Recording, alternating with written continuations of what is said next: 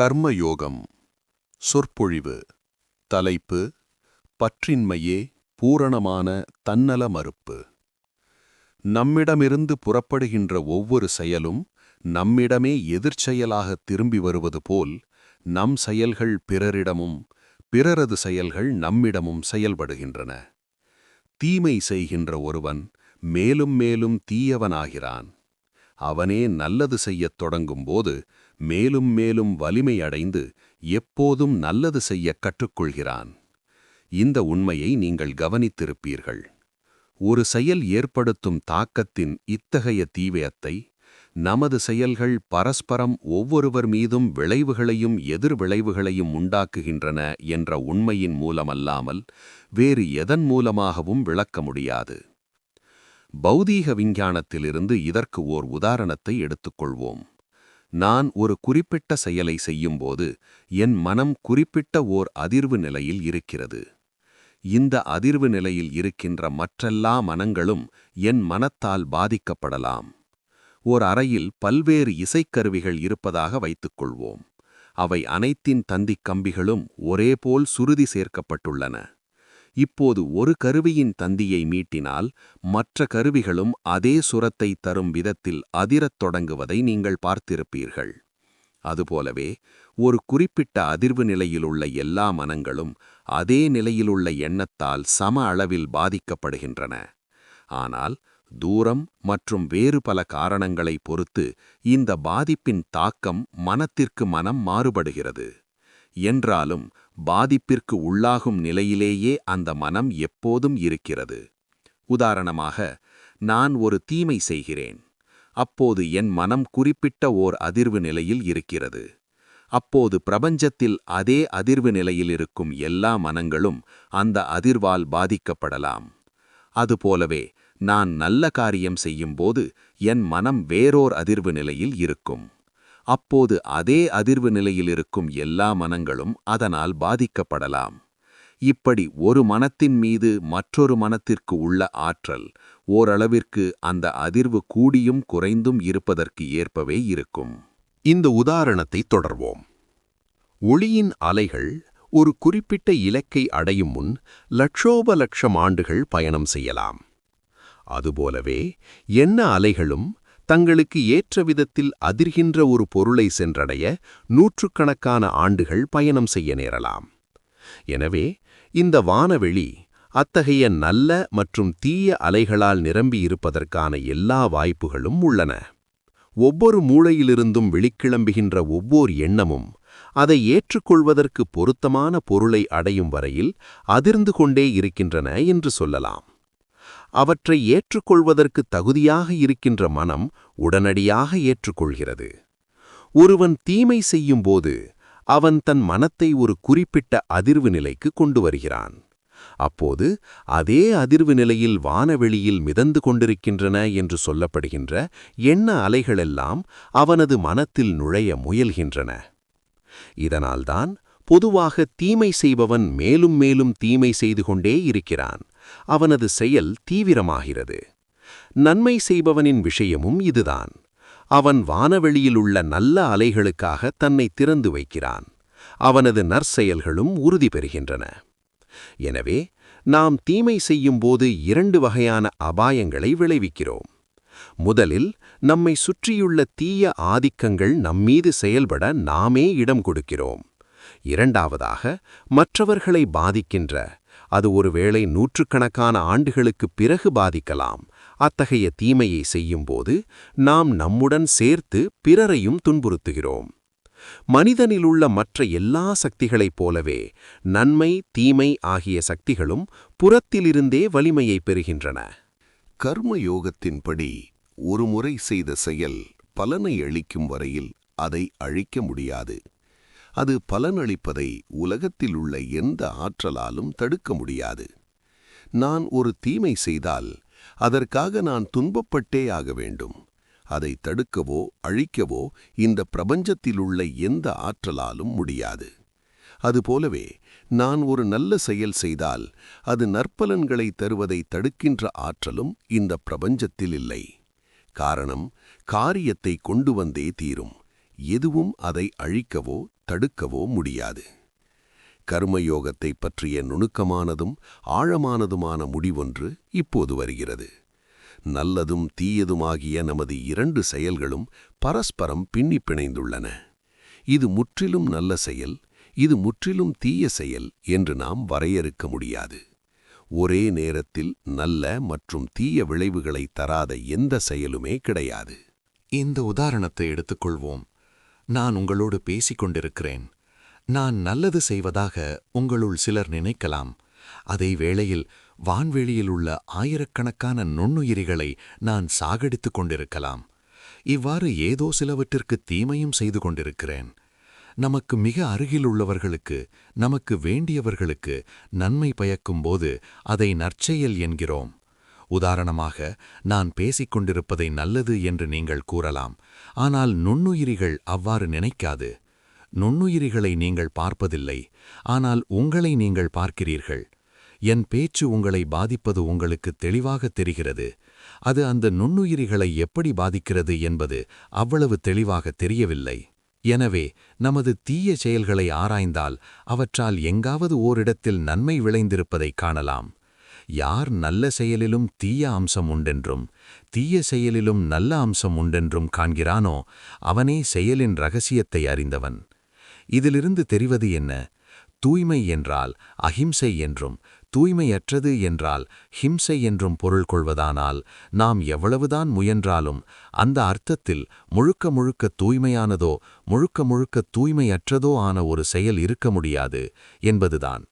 நாம் பிறரை துன்புறுத்தாமல் மூச்சு விடவோ உயிர் வாழவோ முடியாது. நமது உணவின்கின்ற ஒவ்வொரு பிடியும் மற்றொன்றின் வாயிலிருந்து பறித்தெடுக்கப்பட்டதே. நமது வாழ்வை மற்ற உயிர்களின் வாழ்வை பின்னுக்கு தள்ளியபடிதான் சென்று கொண்டிருக்கிறது. அது மனிதனாக இருக்கலாம், மிருகமாக இருக்கலாம், அல்லது நுண்ணுயிரிகளாக இருக்கலாம்.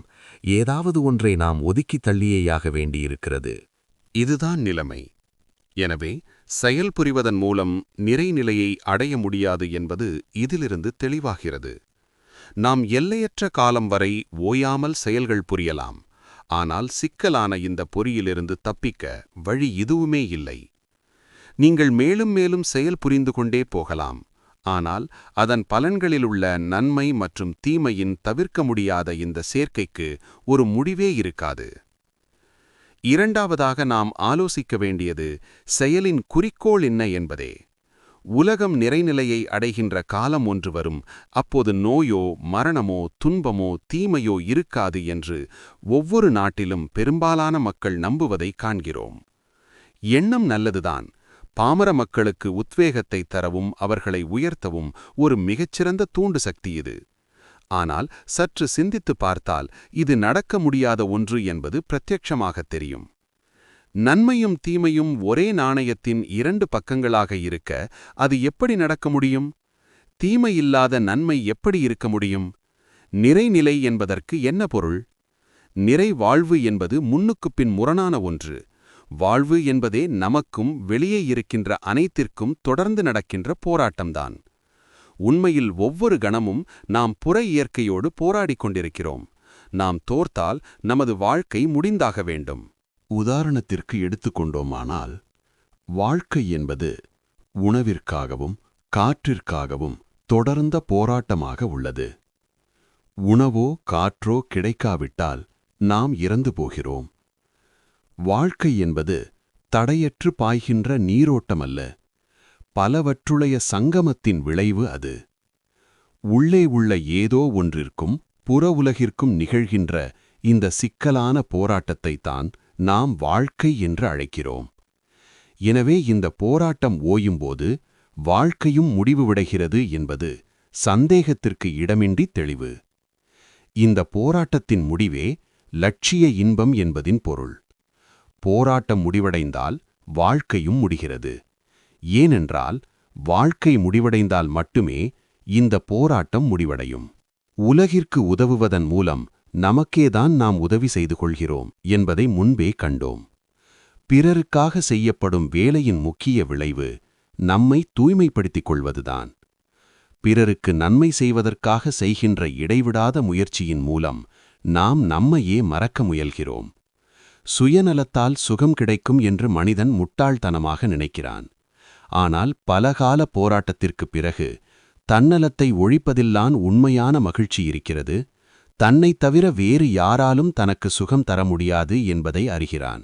அறச்செயல்கள் ஒவ்வொன்றும், கருணை நிறைந்த எண்ணம் ஒவ்வொன்றும், உதவியாக செய்யப்படுகின்ற ஒவ்வொரு செயலும், ஒவ்வொரு நற்செயலும் நம்மை பற்றி பெரிதாக எண்ணும் நமது அகந்தையை அழித்து நம்மை மிகத் தாழ்ந்தவர்களாகவும் மிக மிக சாதாரணமானவர்களாகவும் நினைக்கும்படி செய்கின்றன. எனவே இவை அனைத்தும் நல்லவையே. ஞானம், பக்தி, கர்மம் முதலிய எல்லாமே ஓரிடத்தில் சங்கமிக்கின்றன. என்றென்றைக்கும் முழுமையாக தன்னை மறுப்பதே மிக உயர்ந்த லட்சியம். அங்கே நான் இல்லை, எல்லாம் நீயே. மனிதன் அறிந்தாலும் அறியாவிட்டாலும் கர்மயோகம் அவனை அந்த நிலைக்கு அழைத்துச் செல்கிறது. நிர்குண கடவுள் கருத்தை கேட்டாலே மதப்பிரச்சாரகன் நடுங்கலாம். அவன் சகுண கடவுள் கருத்தை வற்புறுத்துவான். அதன் மூலம் தனது சொந்த இயல்பையும் தனித்துவத்தையும் நிலைநிறுத்த விரும்புகிறான் அவன். இந்த இரு வார்த்தைகளுக்கும் அவன் என்ன பொருள் கொள்கிறானோ அது வேறு விஷயம். ஆனால் அவனுடைய நீதிநெறி கருத்துக்கள் உண்மையிலேயே நல்லதாக இருக்குமானால் அது மிக உயர்ந்த தன்னல மறுப்பை அடிப்படையாக கொள்ளாமல் இருக்க முடியாது. தன்னல மறுப்பே எல்லா ஒழுக்கத்திற்கும் அடிப்படை. மனிதர்கள், மிருகங்கள், தேவர்கள் என்று யாரை எடுத்துக்கொண்டாலும் சரி, எல்லோருடைய நீதிநெறி அமைப்புகளுக்கும் ஒரே அடிப்படை கருத்து, ஒரே அடிப்படை கோட்பாடு தன்னல மறுப்பே. உலகத்தில் பல வகையான மனிதர்களை நாம் காணலாம். முதலில் தெய்வ மனிதர்கள். இவர்களின் தன்னல மறுப்பு பரிபூரணமானது. தங்கள் உயிரைக் கொடுத்தும் பிறருக்கு நன்மைகளை மட்டுமே செய்பவர்கள் இவர்கள். இவர்களே மனிதர்களுள் உயர்ந்தவர்கள். இத்தகையோர் ஒரு நாட்டில் 100 பேர் இருந்தாலும் போதும் அந்த நாடு எதற்கும் கவலைப்பட வேண்டியதில்லை. ஆனால் துரதிர்ஷ்டவசமாக இவர்கள் மிக சொற்பமாகவே உள்ளார்கள். அடுத்து, தங்களுக்கு துன்பம் நேராத வரையில் பிறருக்கு நன்மை செய்கின்ற நல்லோர் உள்ளனர். மூன்றாவது ஒரு வகையினர் உள்ளனர். அவர்கள் தங்களுக்கு நன்மை செய்து கொள்வார்கள், பிறருக்கு தீங்கு செய்வார்கள். இவர்களை அடுத்து பெயரிட்டு அழைக்கத்தகாத 4வது வகையான மனிதர்கள் இருப்பதாக சம்ஸ்கிருத கவிஞர் ஒருவர் கூறுகிறார். இவர்கள் தீமை செய்ய வேண்டும் என்னும் ஒரே காரணத்திற்காக பிறருக்கு தீங்கிழைப்பார்கள். வாழ்க்கையின் ஒரு முனையில் நன்மைக்காகவே நன்மை செய்கின்ற மிக மேலான நல்லோர் இருப்பது போல், மறுமுனையில் தீமைக்காக மட்டுமே தீமை செய்வோர் உள்ளனர். தீமை செய்வதால் இவர்களுக்கு எந்த நன்மையும் கிடைப்பதில்லை. ஆனாலும் தீமை செய்வது இவர்களின் இயல்பு. சம்ஸ்கிருதத்தில் 2 சொற்கள் உள்ளன. ஒன்று பிரவிருத்தி, அதாவது நோக்கிச் செல்லுதல். மற்றொன்று நிவிருத்தி, விலகிச் செல்லுதல். பிரவிருத்தியையே சம்சாரம் என்றும் நான், எனது என்றும் கூறுகிறோம். சொத்து, பணம், அதிகாரம், பெயர், புகழ் இவற்றால் நான் என்னும் எண்ணத்தை எப்போதும் அதிகரிக்கச் செய்வதும் பற்றிப்பிடித்துக் கொள்கின்ற இயல்புடையதுமான எல்லா செயல்களும் இந்த பிரவிருத்தி என்ற சொல்லில் அடங்கியுள்ளன. எல்லாவற்றையும் நான் என்ற மையத்திற்கு இழுத்துச் சேர்ப்பது அதன் இயல்பு. மனிதனின் இயல்பான தன்மையான இதுவே பிரவிருத்தி. எல்லா இடங்களிலிருந்தும் எல்லாவற்றையும் அள்ளிக் கொண்டு வந்து ஒரு மையத்தைச் சுற்றி மனிதனின் இனிமையான சொந்த நான் உணர்வைச் சுற்றி குவித்து வைப்பது பிரவிருத்தி. இந்த இயல்பு மறையத் தொடங்கும்போது, நிவிருத்தி தொடங்கும்போது, விலகிச் செல்லுதல் தொடங்கும்போதுதான் ஒழுக்கமும் மதமும் ஆரம்பிக்கின்றன. பிரவிருத்தி, நிவிருத்தி இரண்டுமே செயல் சம்பந்தப்பட்டவை. முன்னது தீய செயல், பின்னது நற்செயல். இந்த நிவிருத்தியே ஒழுக்கம், மதம் எல்லாவற்றின் அடிப்படை ஆதாரம். நிவிருத்தியின் நிறைவே முழு தன்னல மறுப்பு. உடல், உயிர் அனைத்தையும் பிறருக்காக தியாகம் செய்ய தயாராக இருக்கின்ற நிலை. இந்த நிலையை அடைந்தால் ஒருவன் கர்மயோகத்தின் நிறைநிலையை அடைந்துவிட்டான். இது நற்செயல்களின் விளைவாக கிடைக்கின்ற மிக உயர்ந்த பலனாகும். ஒருவன் எந்த தத்துவங்களையும் படிக்காதவனாக இருந்தாலும், எந்த கடவுளிடமும் முன்போ இப்போதோ நம்பிக்கை இல்லாதவனாக இருந்தாலும், வாழ்நாளில் ஒருமுறை கூட பிரார்த்தனை செய்யாதவனாக இருந்தாலும், வெறும் நற்செயல்களின் யாற்றல் அவனை மற்றவர்களுக்காக தன் உயிரையும் மற்ற அனைத்தையும் தியாகம் செய்யும் நிலைக்கு கொண்டு வந்து விடுமானால், அவன் ஒரு பக்தன் பிரார்த்தனை மூலமாகவும் தத்துவஞானி தன் ஞானத்தின் மூலமாகவும் அடைகின்ற அதே இடத்திற்கு சென்று சேர்வான். தத்துவஞானி, கர்மயோகி, பக்தன் அனைவரும் ஒரே இடத்திற்கு வந்து சேர்கிறார்கள் என்பது இதிலிருந்து தெரிகிறது. அந்த இடம் தன்னல மறுப்பு.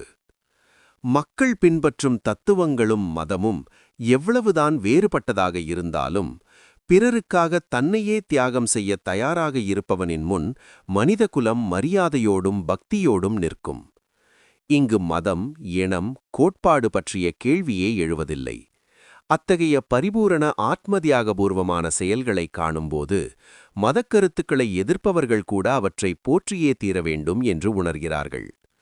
புத்தர் கடவுளை போதிக்கவில்லை, ஏன் ஆத்மதியாகத்தை தவிர எதையும் போதிக்கவில்லை. ஆனால் எட்வின் அர்னால்டு எழுதிய ஆசிய ஜோதி, லைட் ஆஃப் ஏஷியா யை படிக்கின்றவன் மதவெறி பிடித்த கிறிஸ்தவனாக இருந்தால் கூட பயபக்தியோடு அவரை பணிவதை நீங்கள் பார்த்ததில்லையா? மதவெறியன் அறியாத ஒன்று என்னவென்றால், தனது லட்சியம் எதுவோ அதுவே தன்னிலிருந்து வேறுபட்ட கருத்தைக் கொண்டிருப்பவர்களுடைய லட்சியமும் என்பதுதான். பக்தன் எப்போதும் தன் மனத்தில் இறை நினைவை வைத்துக் கொண்டிருப்பதன் மூலமும் எப்போதும் நல்லவைகளால் சூழப்பட்டிருப்பதன் மூலமும் இறுதியாக அதே நிலைக்கு வருகிறான். உன் திருவுளம் நிறைவேறட்டும் என்று கூறுகிறான். தனக்கென்று அவன் எதையும் வைத்துக் கொள்வதில்லை. இது தன்னல மறுப்பு. தத்துவ ஞானி ஞானத்தின் மூலம் தான் என்று தோன்றுவது ஒரு மாயை என்பதைக் கண்டு அதை எளிதில் விட்டுவிடுகிறான். இதுவும் தன்னல மறுப்பே. எனவே கர்மம், பக்தி, ஞானம் எல்லாம் இங்கே சந்திக்கின்றன.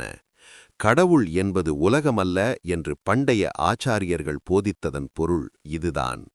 உலகம் என்ற ஒன்று இருக்கிறது, கடவுள் என்ற ஒருவர் இருக்கிறார். இந்த வேறுபாடு முற்றிலும் உண்மையானது. உலகம் என்று அவர்கள் குறிப்பிடுவது சுயநலத்தையே. சுயநலமின்மையே கடவுள்.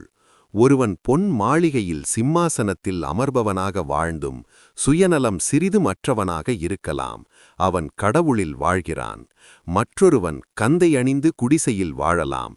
தனக்கென்று உலகில் எதுவுமே இல்லாமல் இருக்கலாம். ஆனால் அவன் சுயநலமுள்ளவனாக இருந்தால் அவன்தான் இந்த உலகத்தோடு மிக அழுத்தமாக ஒட்டிக்கொண்டிருக்கிறான்.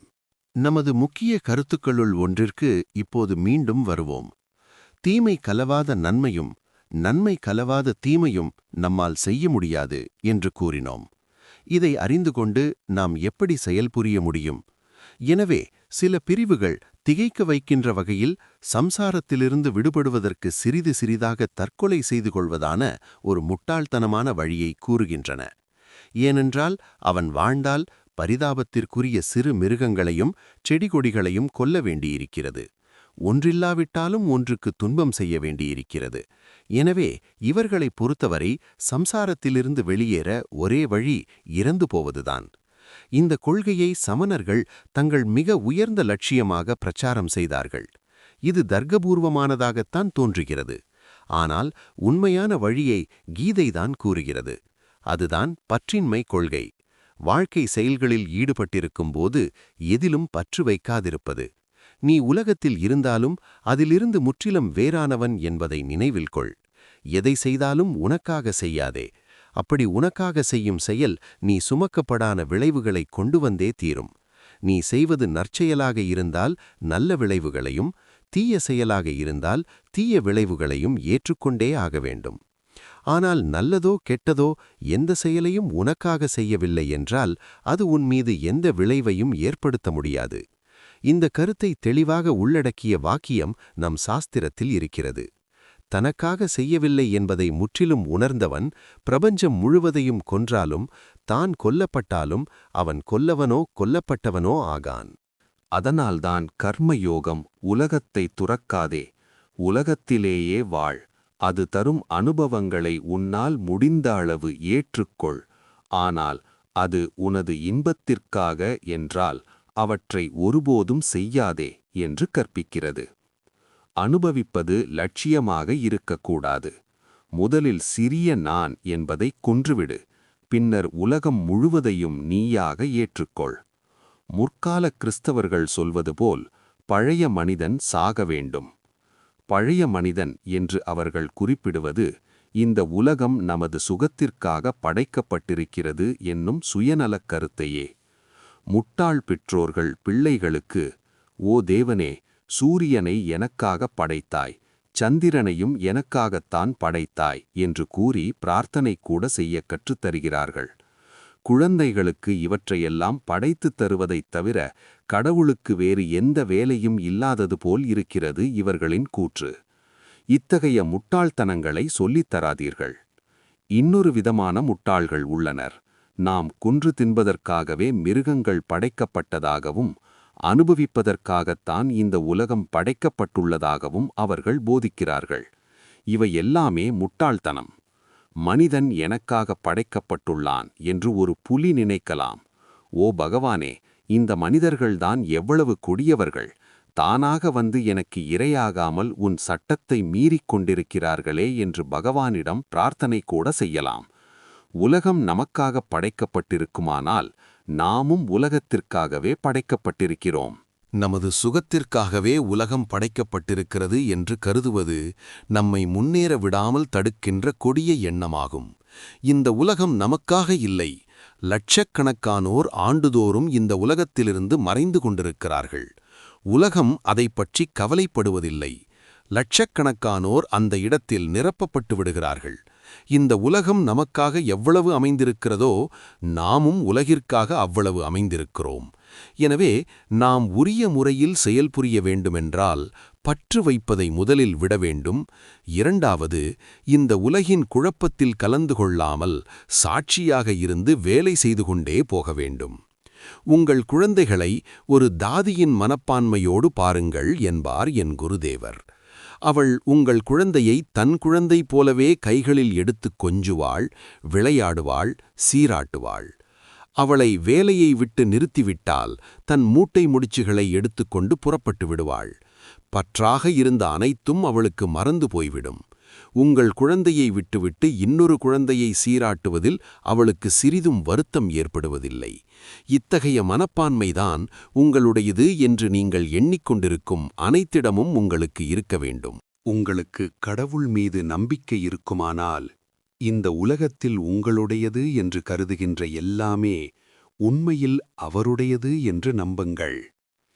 மிகப்பெரிய பலவீனங்கள் சில வேளைகளில் மிகப்பெரிய நன்மையாகவும் சில வேளைகளில் மிகப்பெரிய வலிமையாகவும் வேடம் தரித்து வருகின்றன. நம்மை எதிர்பார்த்துச் சிலர் வாழ்கிறார்கள். நாம் ஒருவருக்கு நன்மை செய்ய முடியும் என்று எண்ணுவது பலவீனம். இதுவே நம்முடைய பற்றுக்கள் அனைத்திற்கும் பிறப்பிடம். இந்த பற்றின் மூலமே நமது துன்பங்களெல்லாம் வருகின்றன. இந்த பிரபஞ்சத்தில் ஒருவர் கூட நம்மை எதிர்பார்த்து வாழவில்லை என்பதை மனத்திற்கு எடுத்துக் கூற வேண்டும். ஒரு பிச்சைக்காரன் கூட நம் தானத்தை எதிர்பார்த்து வாழவில்லை. ஒரு ஜீவன் கூட நம் கருணையை எதிர்பார்த்து காத்திருக்கவில்லை. நம் உதவியை எதிர்பார்த்து ஓர் உயிர் கூட வாழவில்லை. அனைவருக்கும் இயற்கையே உதவி செய்கிறது. நம்மைப்போல் லட்சக்கணக்கான மனிதர்கள் இல்லாவிட்டாலும் இயற்கை உதவிக் கொண்டுதான் இருக்கும். உங்களுக்காகவும் எனக்காகவும் இயற்கையின் போக்கு நிற்காது. பிறருக்கு உதவுவது என்பது நம்மை நாம் பண்படுத்திக் கொள்வதற்காக நமக்கு தரப்படுகின்ற மிகப் பெரும் பேறு என்பதை முன்பே கூறினேன். வாழ்க்கையில் ஒவ்வொருவரும் கற்றுக்கொள்ள வேண்டிய மிகப்பெரிய பாடம் இது. இதை முழுமையாக அறிந்து கொண்டால் நாம் துயருறவே மாட்டோம். சமுதாயத்தில் எங்கும் எவரோடும் சேர்ந்து வாழலாம்.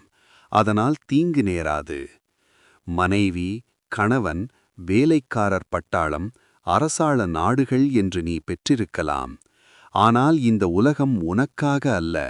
நீ இருந்தேதான் ஆக வேண்டும் என்ற தேவையும் உலகிற்கு இல்லை என்ற கருத்தின் அடிப்படையில் நீ செயல்படுவாயானால் இவற்றால் உனக்கு எந்த துன்பமும் வராது.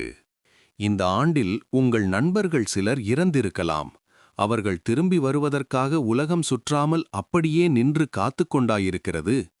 அதன் செயற்பாட்டு பிரவாகம்தான் நின்றுவிட்டதா? இல்லையே, அது போய்க்கொண்டுதான் இருக்கிறது. எனவே நீங்கள் இந்த உலகத்திற்கு செய்ய வேண்டிய ஏதோ உள்ளது என்ற எண்ணத்தை உங்கள் மனத்திலிருந்து உடனே விலக்கிவிடுங்கள். உலகிற்கு உங்கள் எந்த உதவியும் தேவையில்லை. இந்த உலகிற்கு உதவுவதற்காகத்தான் தான் பிறந்திருப்பதாக எந்த மனிதனாவது நினைத்தால் அது வெறும் முட்டாள்தனம், அது கர்வம், நற்குணம் என்ற போர்வையில் தோன்றும் சுயநலம். உலகம் உங்களையோ வேறு யாரையுமோ சார்ந்திருக்கவில்லை என்னும் கருத்தை ஏற்று செயல்படும்படி உங்கள் மனத்தையும் நரம்புகளையும் பயிற்றுவித்து விட்டீர்களானால் எந்த செயலிலிருந்தும் வேதனை வடிவில் வருகின்ற எதிர் விளைவு உண்டாகாது. நீங்கள் ஒரு மனிதனுக்கு ஏதாவது ஒன்றை கொடுத்து அதற்கு பிரதியாக எதையுமே, நன்றியை கூட எதிர்பார்க்காமல் இருந்தீர்களானால் அவன் நன்றி மறந்தாலும் உங்களுக்கு துன்பம் வராது. ஏனெனில் நீங்கள் எதையும் எதிர்பார்க்கவில்லை. பிரதிபலனாக எதையும் பெறும் உரிமை உங்களுக்கு உண்டு என்று ஒருபோதும் நீங்கள் எண்ணவில்லை. அவன் எதை பெறுவதற்கு தகுதியிருந்ததோ அதையே கொடுத்தீர்கள். அவனது வினைப்பயன் அதை அவனுக்கு பெற்றுத்தந்தது.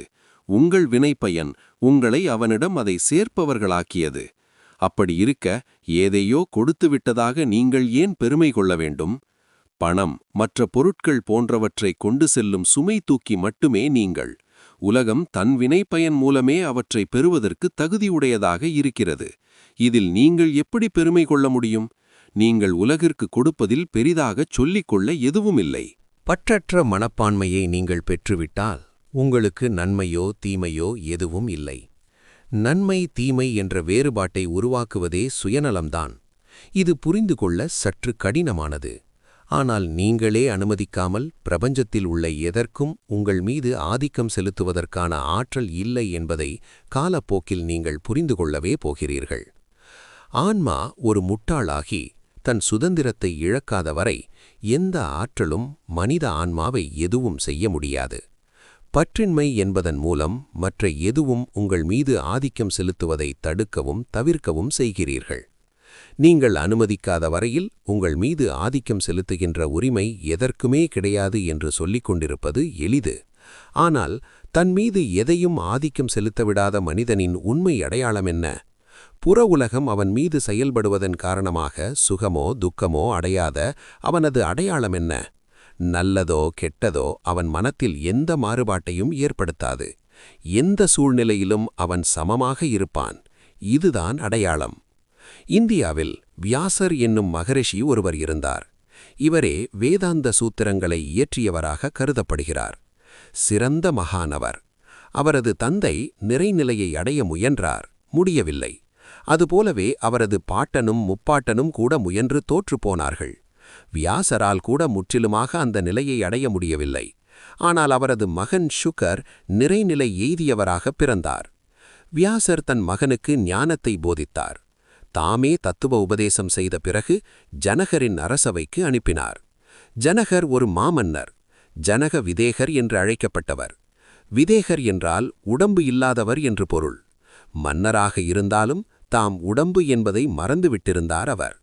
தாம் ஓர் ஆன்மா என்ற உணர்வுதான் அவரிடம் எப்போதும் இருந்தது. அவரிடம் கற்றுக்கொள்வதற்காகவே சுகர் அனுப்பப்பட்டிருந்தார். பிரம்ம ஞானத்தை கற்பதற்காக சுகர் தம்மிடம் வரப்போவதை ஜனகர் அறிந்தார். எனவே முன்னேற்பாடாக அவர் சில காரியங்களைச் செய்தார். சுகர் அரண்மனை வாசலுக்கு வந்தபோது காவலர்கள் அவரை கண்டதாகவே காட்டிக்கொள்ளவில்லை. பிறகு ஓர் ஆசனம் மட்டும் அளித்தனர். 3 பகலும் இரவும் அவர் அப்படியே அமர்ந்திருந்தார். ஒருவரும் அவருடன் பேசவில்லை. நீ யார், எதற்காக வந்தாய் என்று கூட ஒருவரும் கேட்கவில்லை. சுகரோ மகரிஷியான வியாசரின் மகன். வியாசரோ நாடு முழுவதாலும் போற்றி பாராட்டப்படுபவர். சுகரும் மிகுந்த மரியாதைக்குரிய ஒருவர். ஆனால் மிகச் சாதாரணமான கீழ்நிலை காவலர் கூட அங்கே அவரை பொருட்படுத்தவில்லை. பின்னர் ஓர் நாள் மந்திரிகளும் உயர் பதவியில் உள்ள அனைவரும் திடீரென்று சுகரிடம் வந்து அவரை சிறப்பாக வரவேற்று மிகுந்த மரியாதையுடன் அரண்மனைக்குள் அழைத்துச் சென்றனர். அழகிய அறைகளை காட்டினர். வாசனை திரவியங்கள் கலந்த நீரில் குளிப்பாட்டினர். அற்புதமான ஆடைகளை அணிவித்தனர். 8 நாட்கள் இப்படி மிகச் சிறந்த ஆடம்பரத்தில் அவரை வைத்தனர். ஆனால் தமக்களிக்கப்பட்ட இத்தகைய மாறுபட்ட உபசரிப்புகளினால் சுகரின் ஆழ்ந்த கம்பீரம் கலந்த அமைதி தவழும் முகத்தில் ஒரு சிறு மாற்றம் கூட தென்படவில்லை. வாசலில் காத்திருந்தபோதும் இப்போது இந்த ஆடம்பரத்திலும் அவர் ஒருபோலவே இருந்தார். பிறகு அவர் மன்னரின் முன்னிலையில் அழைத்து வரப்பட்டார். அரசர் சிம்மாசனத்தில் அமர்ந்திருந்தார். அங்கே இசையும் நடனமும் வேறு பல கேளிக்கைகளும் நடந்து கொண்டிருந்தன. மன்னர் சுகரிடம் ஒரு கிண்ணத்தில் விளிம்பை தொடுமளவு பாலை ஊற்றிக் கொடுத்து அதில் ஒரு துளி கூட சிந்தாமல் அந்த சபையை 7 முறை சுற்றி வருமாறு கூறினார். பாலனாகிய சுகர் அந்த கிண்ணத்தை கையில் எடுத்துக்கொண்டு இசையும் இனிய முகங்களும் அலைமோதும் அந்த சபையை வலம் வரத் தொடங்கினார். மன்னர் விரும்பியது போலவே 7 முறை சுற்றி வந்தார். ஒரு துளி பால் கூட சிந்தவில்லை. அவரே அனுமதிக்காமல் உலகில் எதுவும் அவரது மனத்தை பாதிக்க முடியாது. கிண்ணத்தை அவர் ஜனகரிடம் கொடுத்தார். அப்போது ஜனகர் அவரிடம், உன் தந்தை உனக்கு என்ன கற்றுக் கொடுத்தாரோ, நீயாக எவற்றை கற்றுக்கொண்டிருக்கிறாயோ அவற்றை மீண்டும் சொல்லிக் கொடுக்கத்தான் என்னால் முடியும். நீ உண்மையை அறிந்துவிட்டாய், வீடு செல் என்றார். இவ்வாறு தனக்குத்தானே கட்டுப்பாடு உள்ளவன் மீது வெளியிலுள்ள எதுவும் ஆதிக்கம் செலுத்த முடியாது. அவனிடமிருந்து அடிமைத்தனம் விடைபெற்று விடுகிறது. அவனது மனம் சுதந்திரமாகிவிட்டது. அத்தகையவன் மட்டுமே இந்த உலகில் நன்றாக வாழ்வதற்கு தகுதியுடையவன். மனிதர்கள் பொதுவாக உலகத்தைப் பற்றி 2 கருத்துக்களைக் கொண்டிருப்பதைக் காண்கிறோம். சிலர் துன்பநோக்கு கொண்டவர்கள். இந்த உலகம் எவ்வளவு கொடூரமானது, எத்தனை கொடியது என்று அவர்கள் கூறுகிறார்கள். மற்றும் சிலர் இன்பநோக்கு கொண்டவர்கள். அவர்கள் உலகம் எவ்வளவு அழகானது, எத்தனை அற்புதமானது என்கிறார்கள். மனதை கட்டுப்படுத்தாதவர்களுக்கு இந்த உலகம் முழுக்க முழுக்க தீமை நிறைந்ததாக அல்லது நன்மை தீமை இரண்டும் சேர்ந்ததாகவாவதுதான் காட்சியளிக்கும். நாம் நம் மனத்திற்கு எஜமானராகும்போது இதே உலகம் இன்பமயமாகி விடுகிறது. அதன்பின் நன்மை தீமை என்ற நிலையில் எதுவும் நம்மை பாதிக்காது. எல்லாமே அவற்றிற்குரிய சரியான இடத்தில் எப்போதுமே இயைபாக இருப்பதை நாம் உணர்வோம். உலகம் ஒரு நரகம் என்று தொடங்குபவர்களும் சுய கட்டுப்பாட்டு பயிற்சியில் வெற்றி பெற்று விடுவார்களானால் உலகமே சொர்க்கம் என்றே முடிப்பதைக் காணலாம். நாம் உண்மையான கர்மயோகிகளாக இருந்து அத்தகைய நிலையை அடைவதற்காக நம்மை பயிற்றுவித்துக் கொள்ள விரும்பினால் நாம் எங்கே தொடங்கினாலும் பூரணமான தன்னல மறுப்பில்தான் சென்று சேர்வோம். ஆன்மா போல் தோன்றுகின்ற சிறிய நான் என்பது அழிந்ததுமே முன்பு தீமை நிறைந்ததாக காட்சியளித்த உலகம் சொர்க்கமாகத் தெரியும். சீரும் சிறப்பும் நிறைந்ததாக தெரியும். உலகின் சூழலே ஆனந்தம் நிறைந்ததாக இருக்கும். அப்போது உலகிலுள்ள ஒவ்வொரு மனித முகமும் நல்லதாகவே தெரியும். இதுதான் கர்மயோகத்தின் லட்சியமும் நிறைவும் ஆகும். அன்றாட வாழ்வில் அதன் பெருமையும் இதுதான். நமது பல்வேறு யோகங்கள் ஒன்றுக்கொன்று முரணானவை அல்ல. எல்லாம் ஒரே குறிக்கோளை நோக்கியே நம்மை அழைத்துச் சென்று நிறைநிலை எய்த வைக்கின்றன. எந்த யோகத்தை எடுத்துக் கொண்டாலும் சரி, தீவிரமாக பயிற்சி செய்ய வேண்டும். பயிற்சி செய்வதில்தான் ரகசியமே இருக்கிறது. முதலில் கேட்க வேண்டும், பிறகு சிந்திக்க வேண்டும், அதன் பிறகு பயிற்சி செய்ய வேண்டும். எல்லா யோகங்களுக்கும் இதுதான் வழி. முதலில் அவற்றை கேட்டு அது என்ன என்பதை புரிந்து கொள்ள வேண்டும். தொடர்ந்து கேட்கும்போதும் சிந்திக்கும்போதும் பல விஷயங்கள் புரியும். எடுத்த எடுப்பிலேயே எல்லாவற்றையும் புரிந்து கொள்வது கடினம். சொல்லப்போனால் எல்லாவற்றிற்கும் விளக்கம் உங்களிடமே உள்ளது. உண்மையில் இதுவரை யாரும் யாராலும் கற்பிக்கப்பட்டது இல்லை. ஒவ்வொருவரும் தன்னைத்தானே கற்பித்துக் கொள்ள வேண்டும். அக ஆசிரியர் விழிப்புற்றுச் செயல்படவும் விஷயங்களை புரிந்து கொள்வதற்கான ஒரு தூண்டுதலை மட்டுமே புற ஆசிரியர் செய்கிறார்.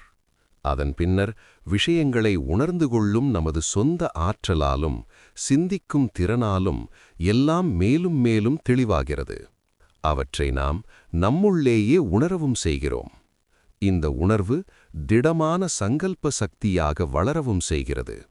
முதலில் உணர வேண்டும். அந்த உணர்ச்சி சங்கல்பமாகிறது.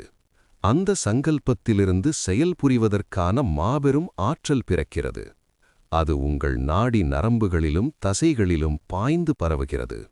உங்கள் உடம்பின் ஒவ்வொரு அணுவும் சுயநலம் கலவாத கர்மயோகம் செய்வதற்குரிய ஒரு கருவியாக மாறும் வரை நீங்கள் விரும்பிய பூரணமான தன்னல மறுப்பும் முழுமையான சுயநலமின்மையும் அடையப்படும் வரை அந்த ஆற்றல் பாய்ந்து கொண்டிருக்கிறது. இந்த நிலை எந்த கொள்கையையோ கோட்பாட்டையோ நம்பிக்கையையோ சார்ந்திருப்பதல்ல. நீங்கள் கிறிஸ்தவரோ யூதரோ யூதர்கள் அல்லாத இனத்தைச் சேர்ந்தவரோ அது பெரிய விஷயம் அல்ல. நீங்கள் சுயநலமற்றவர்களா? அதுதான் கேள்வி. நீங்கள் சுயநலமில்லாதவர் என்றால் ஒரு மத நூலை கூட படிக்காமலே, ஒரு சர்ச்சுக்குள்ளோ கோயிலுக்குள்ளோ நுழையாமலே நிறைநிலை அடைய முடியும். நமது யோகங்கள் ஒவ்வொன்றும் மற்ற யோகங்களின் உதவி இல்லாமலே ஒருவனை நிறைநிலைக்குக் கொண்டு செல்லும் ஆற்றல் பெற்றவை. ஏனெனில் எல்லா யோகங்களுமே ஒரே லட்சியத்தை கொண்டவை. கர்மயோகம், ஞான யோகம், பக்தி யோகம் ஆகிய ஒவ்வொரு யோகமும் பிற யோகங்களைச் சாராமல் நேரடியாக மோட்சத்திற்கு இட்டுச் செல்கின்ற வழிகள் ஆகும். கர்மமும் ஞானமும் வேறானவை என்று முட்டாள்கள் மட்டுமே கூறுவார்கள். அறிவாளிகள் அப்படி சொல்ல மாட்டார்கள். அவை வேறானவை போல் தோன்றினாலும் இறுதியில் நிறைநிலை என்னும் ஒரே குறிக்கோளுக்குத்தான் இட்டுச் செல்கின்றன என்பது அவர்களுக்குத் தெரியும்.